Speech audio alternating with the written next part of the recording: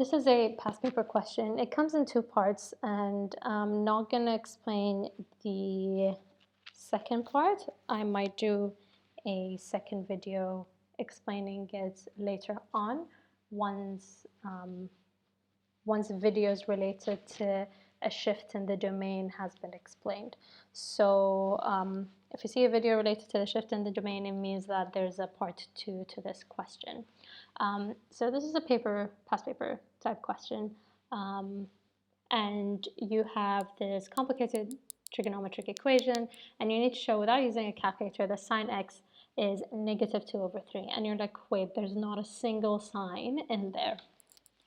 So you don't have to worry too much. This is where your trigonometric identities should be helpful, and start with the most basic ones.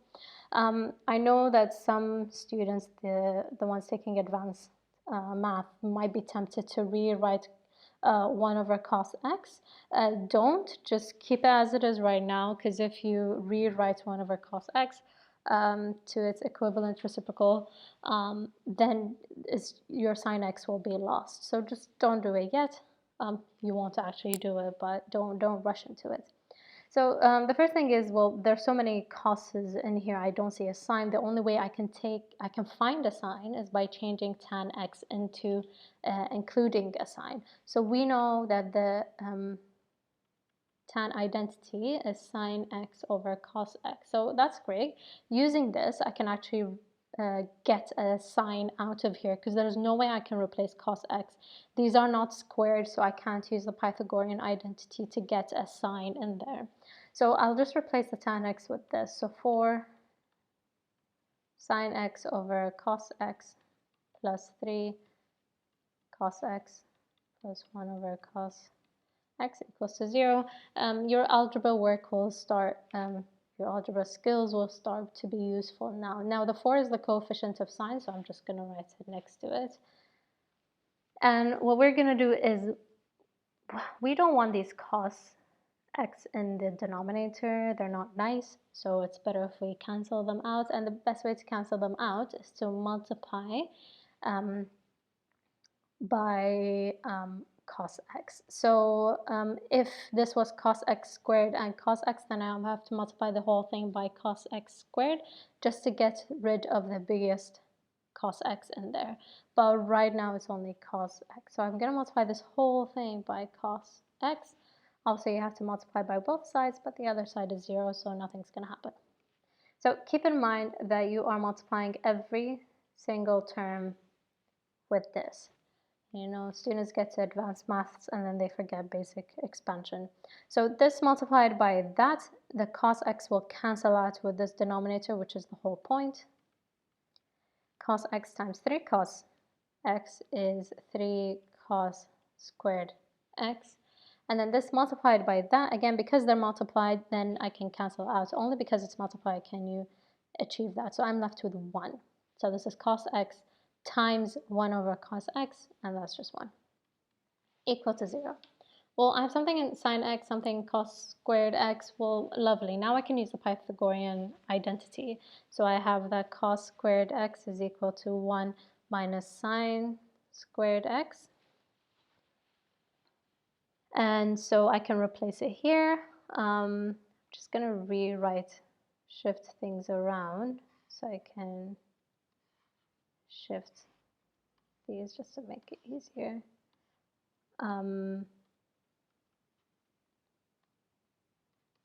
Okay, so just rewriting the function in there. So I have 1 minus sine squared x plus 4 sine x plus 1 equals 0.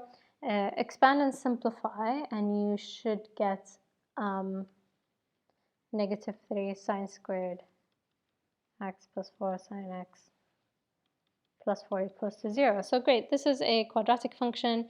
You could do something like I've done in previous videos where you can replace your sign with a u, for example, and then do a substitution. I'm not going to do that, but if you are confused, you can look at previous videos where I've done this twice. So you can solve this any way you want. I'm going to solve this using splitting the middle term. So I'm just going to split the middle term. I know the two values that I need to use. It's 6 and -2. Again, if you're confused about factorizing quadratics, there's a video on factorizing quadratics, so I explain how to do it, splitting the middle term. So this is -3 sine squared x. This 4 sine x is going to split into 6 sine x minus 2 sine x plus 4 equals to 0. So just a quick recap, just so that you don't feel too lost. Because the coefficient of sine squared x is not 1, then I have to multiply the a and the c. So a, b, c, I have to multiply the a and the c. So a and c is -3 times 4, which is a -12. Then doing the sum and product, your product has to be -12 and the sum has to be +4. So the two numbers that multiply to give -12 are 6 and -2, and they add up to give a +4. So once you found those numbers, then you need to split the middle term. So the middle term splits into this and to this using these numbers of 6 and -2. Again, if you're more comfortable with using u equals sine x as a substitution, you can do that here. So everywhere I wrote a sine x, just substitute with u. Sine squared x can be substituted with u squared. It should be more straightforward. So once I've done this, I can factorize. So factorizing groups of 4, this should be sine x minus 2, -3 sine x minus 2 equals to 0. Then I can solve this. So solving this part, I will get sine x equals to 2, or sine x equals to -2 over 3. Or it's a +2 over -3, same thing. Now, the question says sine x has to be equal to -2 over 3. Well, this will be invalid anyways, so you have to make that clear that this will be invalid. There's no such x value that will give you sine x equals to 2.